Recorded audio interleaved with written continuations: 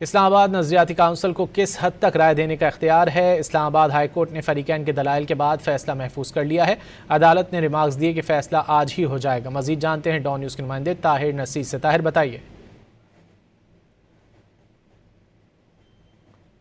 طاہر نصیر سے رابطہ کرنے کی کوشش کریں گے۔ اسلامی نظریاتی کونسل کو کس حد تک رائے دینے کا اختیار ہے؟ اسلام آباد ہائی کورٹ نے فریقین کے دلائل کے بعد فیصلہ محفوظ کر لیا ہے۔ عدالت کی جانب سے ریمارکس دیے گئے ہیں کہ فیصلہ آج ہی سنایا جائے گا۔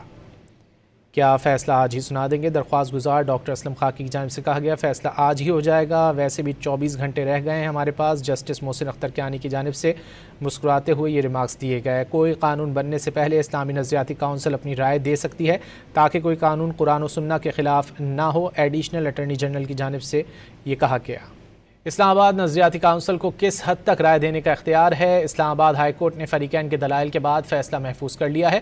عدالت نے ریمارکس دیے کہ فیصلہ آج ہی ہو جائے گا۔ مزید جانتے ہیں ڈان نیوز کے نمائندے طاہر نصیر سے۔ طاہر بتائیے۔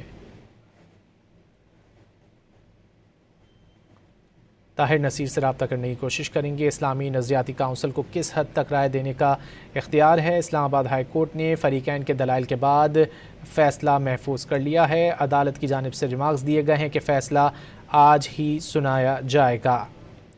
کیا فیصلہ آج ہی سنا دیں گے؟ درخواست گزار ڈاکٹر اسلم خاکی کی جانب سے کہا گیا فیصلہ آج ہی ہو جائے گا۔ ویسے بھی 24 گھنٹے رہ گئے ہیں ہمارے پاس۔ جسٹس محسن اختر کیانی کی جانب سے مسکراتے ہوئے یہ ریمارکس دیے گئے۔ کوئی قانون بننے سے پہلے اسلامی نظریاتی کونسل اپنی رائے دے سکتی ہے تاکہ کوئی قانون قرآن و سنت کے خلاف نہ ہو۔ ایڈیشنل اٹارنی جنرل کی جانب سے یہ کہا گیا۔